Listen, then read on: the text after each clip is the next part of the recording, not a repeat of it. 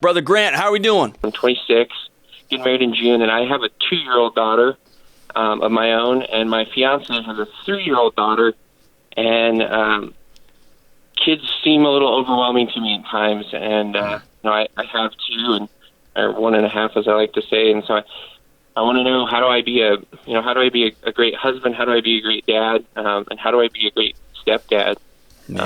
It all kind of just seems overwhelming at times. Yeah, it's overwhelming for sure, man.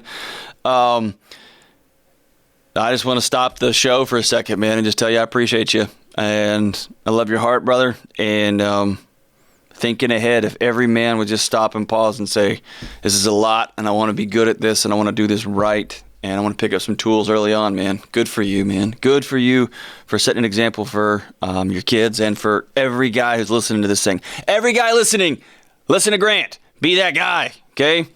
All right, so 2-year-old of your own, 3-year-old of your own, 2-year-old coming in with a fiance, is that right? 2-year-old of my own, 3-year-old coming in with a fiance, both girls. Okay. 26, what do you do for a living, man? I work in aviation.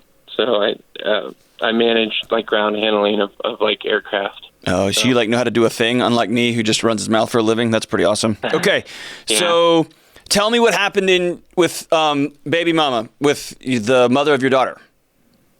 Man, you want the whole story? You want the short story? Give me the short one. So I met her in college. I was going to college. Met her. We dated for 5 years. We had an abortion, kind of dark part of my life.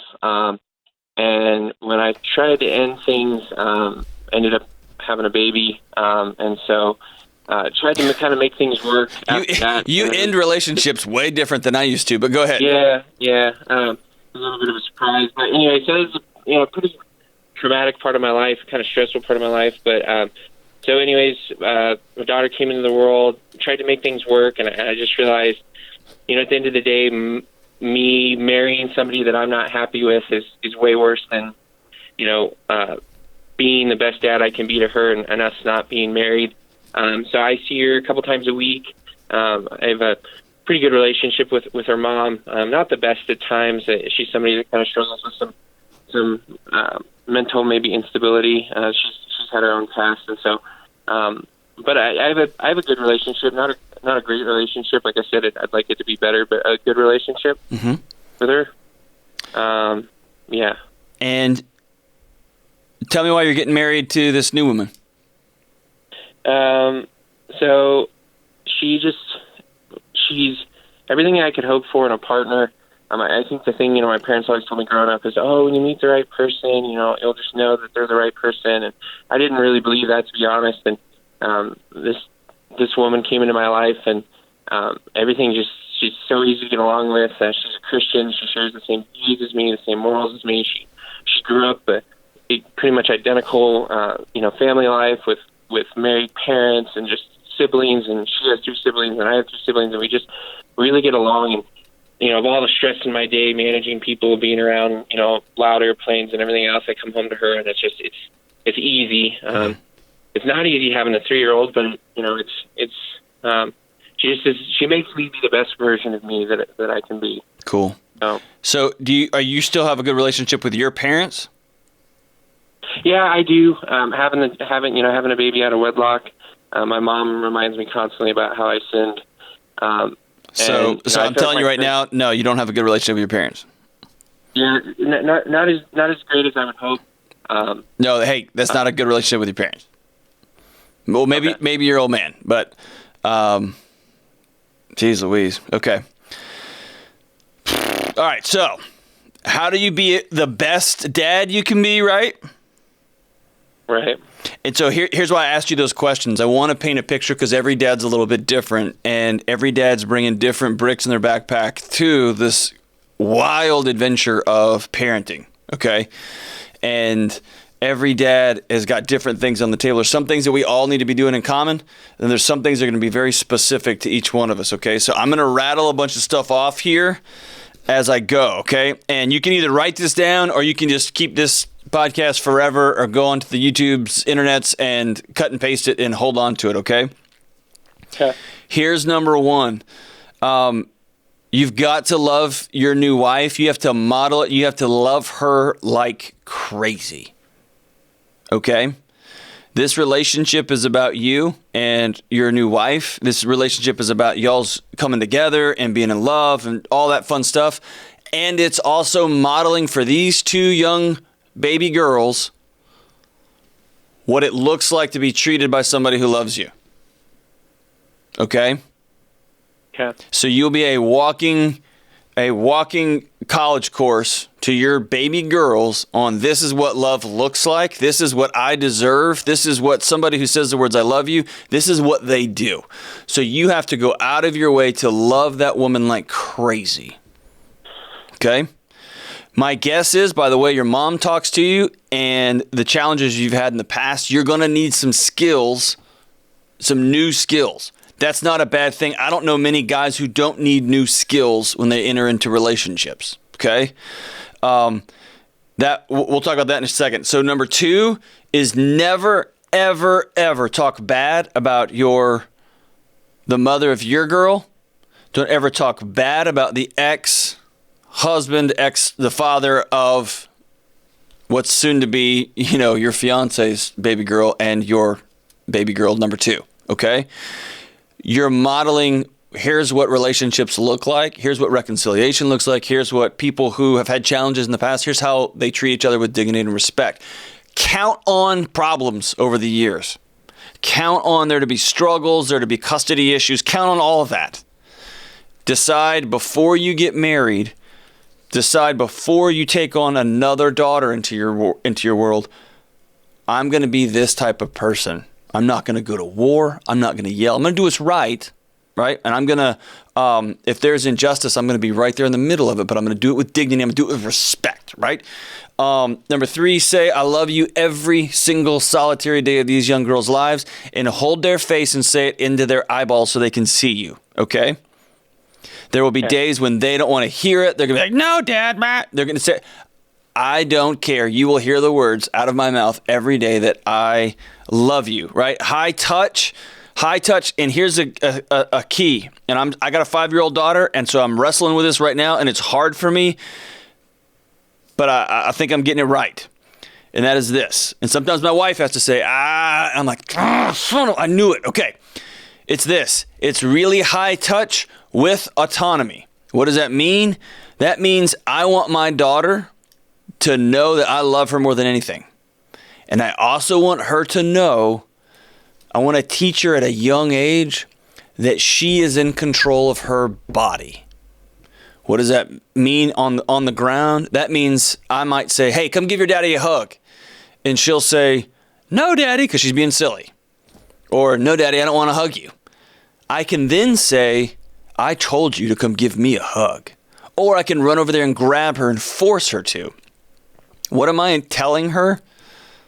That at some point, some guy who's bigger and stronger can say, no, you will love me, and it will look like this. And I ultimately, because I have bigger, stronger muscles, am in control of your body.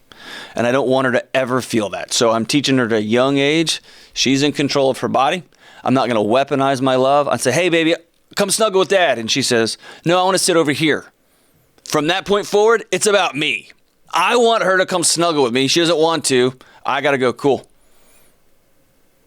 Hope you're having fun over there on that side of the couch. And then I'm going to go back watching my show because I'm not going to get into it, right? But it's about high touch with autonomy. And what I'll tell you is saying I love you every day. They can be tough and silly. But man, when it comes to bedtime, when it comes to quiet time, when it comes to reading stories, and we read stories to our kids every single night of the week, man, that touch comes, man. They crave it. They just want to fall into it. And so it's letting it happen naturally. Sometimes I got to go to bed and be like, well, my daughter hates me. She doesn't. She's being 5, right? Get on the floor and wrestle with these little girls. Let them know that you care about them. Act interested in dragons and ponies and baby dolls and frogs and trucks and hammers. Whatever the thing is, make that the most exciting, important thing when you're down on the ground with them. Don't go down there with your cell phone, right?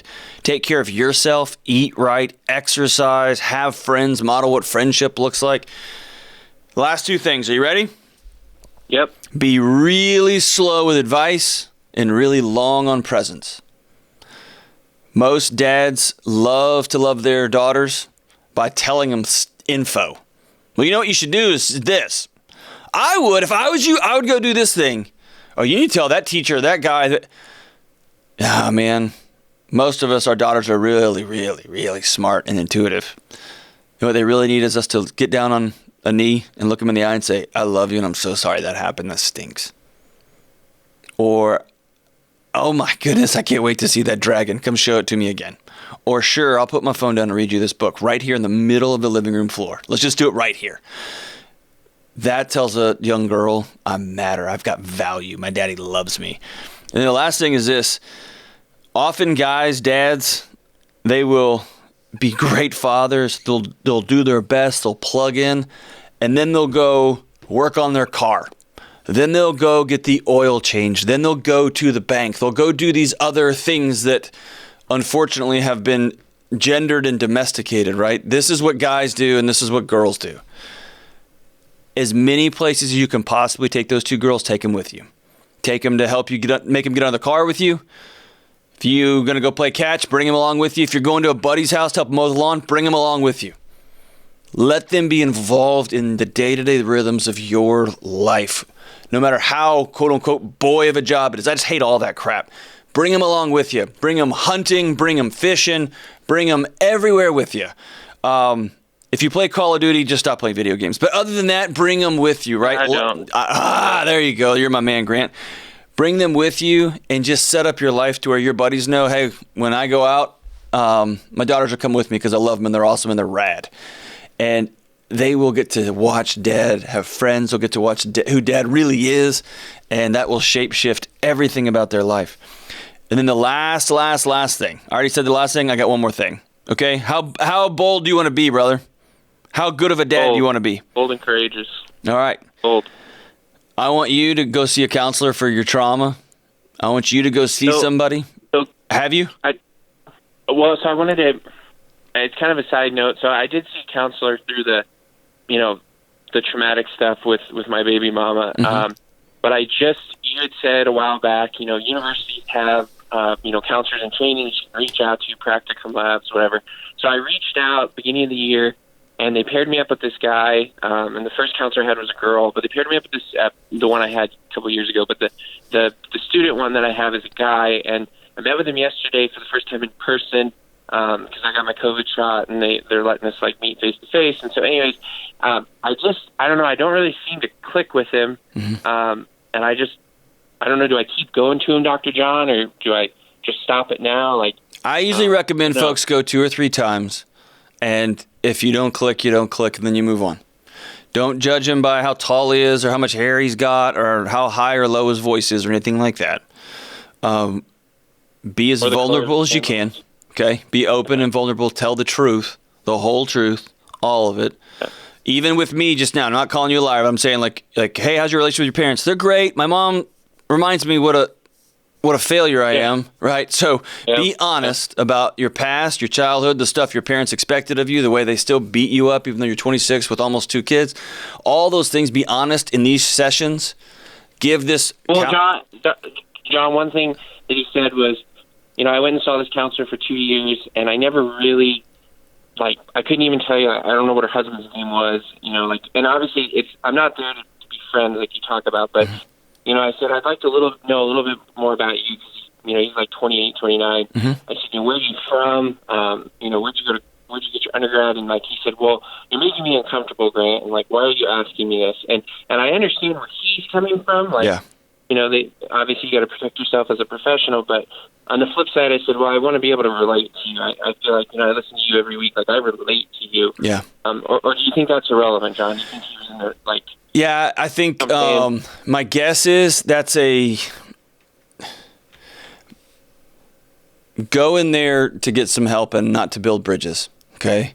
Counselors are trained not to make it about them. And usually when somebody starts digging into their past, where did you go to school? Why are you doing this? Where are you from? How many kids do you have? That's usually about the patient, the clients trying to do some distancing, trying to get some things there. Take some ownership of that relationship.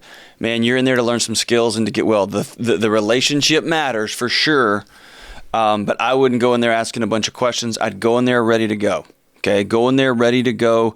Trust this person wouldn't be in there if they didn't know what they were doing. And if you get in and you just don't feel comfortable, man, ask for another therapist. It's simple. This is about you. You're not in there to make a therapist feel good about themselves. They're grown-up big boys and girls.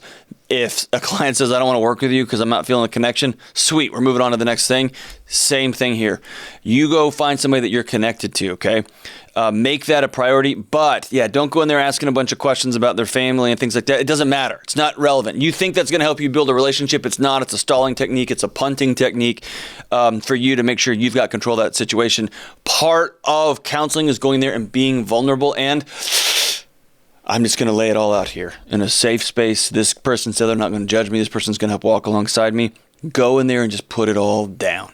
Okay? Go in there and put it all down. Grant, the fact that you're asking these questions tells me you're going to be a good guy, a good dad. Go in there, ready to rock and roll. Keep this little video clip with you. Tell those girls you love them. Be connected to them. And above all else, do your work on yourself and love their mom. Show that mom that you love her every day.